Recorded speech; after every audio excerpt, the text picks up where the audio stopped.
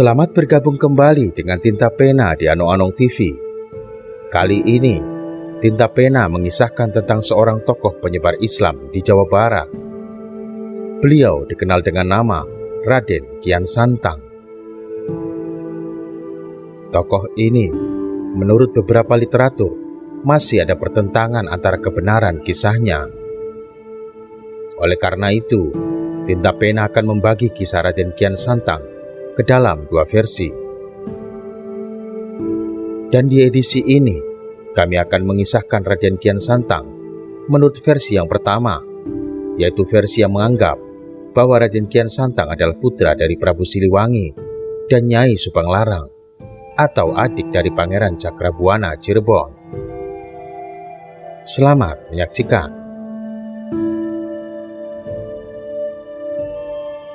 Raden Kian Santang adalah seorang tokoh yang sangat terkenal di wilayah Jawa bagian barat. Beliau dikenal sebagai seorang pendakwah Islam yang sakti mandraguna. Dalam beberapa versi, beliau disebut sebagai putra dari Prabu Siliwangi dari ibu yang bernama Nyai Subanglarang. Menurut versi ini, Raden Kian Santang diperkirakan lahir pada tahun 1315 Masehi. Dengan kata lain, Raden Kian Santang adalah adik dari Pangeran Cakrabuana, pendiri kerajaan di Cirebon. Raden Kian Santang memiliki beberapa nama, yaitu Raden Sangara, Syekh Rohmat Suci, dan Pangeran Galantrang.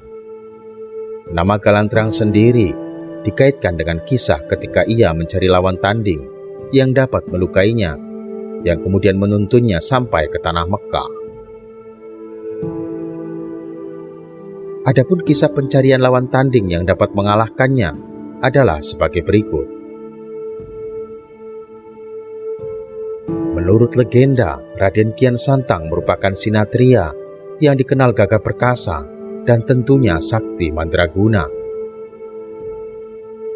Dikisahkan, selama 33 tahun, Raden Kian Santang menghadapi lawan-lawannya tanpa terkalahkan.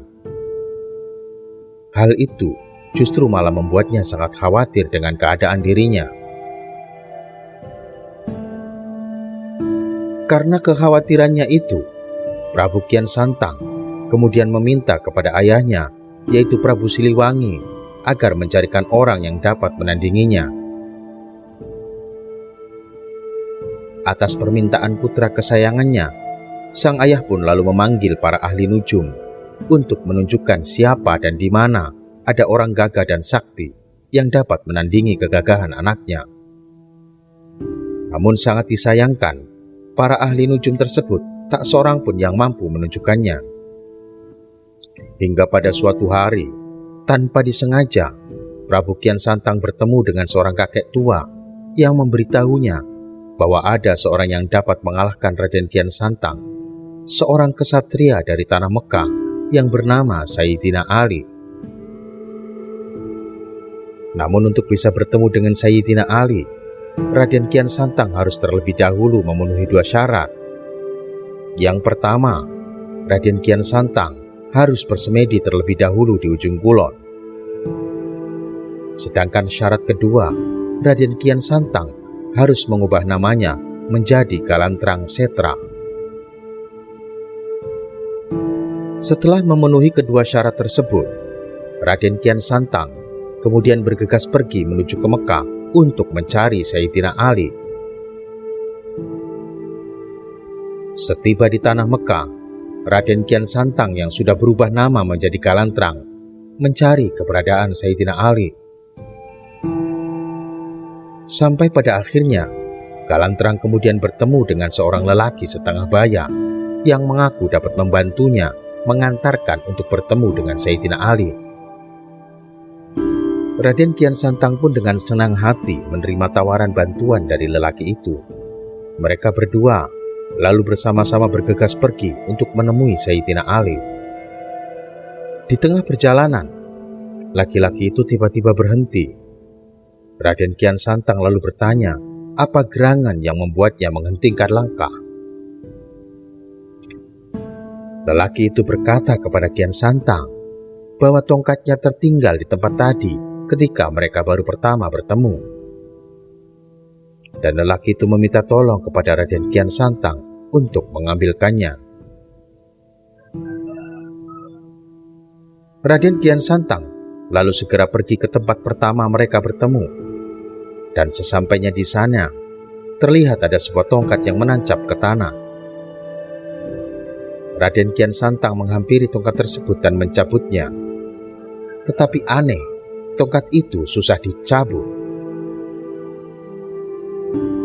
Dia lalu menambah sedikit kekuatan untuk mencabutnya, tapi tongkat itu juga belum bisa tercabut.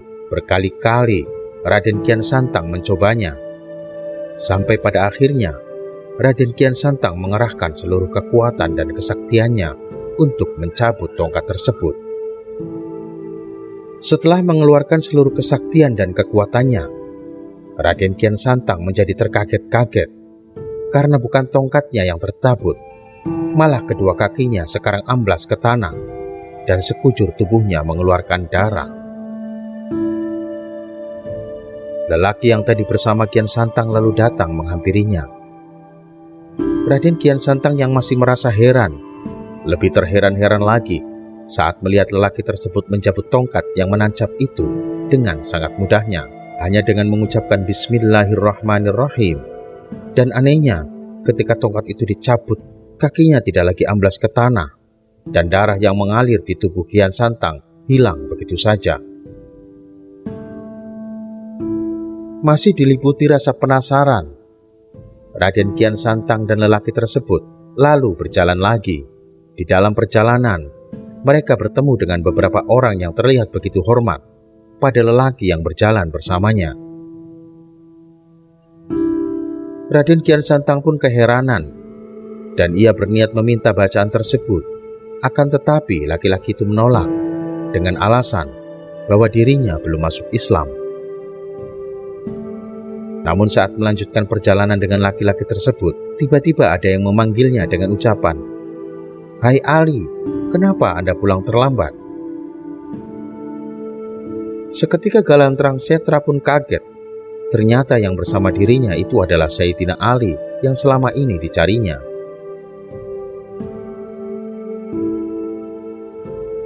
Pada akhirnya, pada tahun 1348 Masehi, Prabu Kian Santang masuk Islam.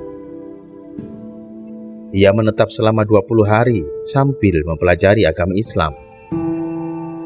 Kemudian ia pulang ke tanah Pajajaran untuk menengok ayahnya Prabu Siliwangi dan berniat mengajak ayahnya untuk masuk Islam.